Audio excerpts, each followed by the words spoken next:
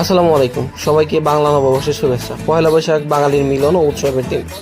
আমরা গিয়েছিলাম আরিচা বারুণীর মেলা। এটি মানিকগঞ্জে অবস্থিত, শিবালয় উপজেলায়। আমাদের সাথে আরও এসেছিল নীরব আর কুহলি।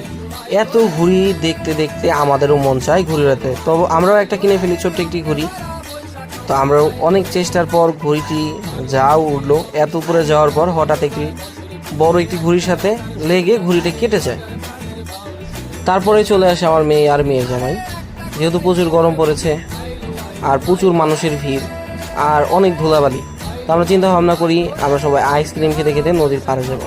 তারপর আমরা সবাই আইসক্রিম নিই, খেতে খেতে নদীর পাড়ে যাই। আর নদীর পাড়ে যাওয়ার পর এত সুন্দর বাতাস ছিল, এত শীতল বাতাস, মনকে একদম ছুঁয়ে দিয়ে যায়।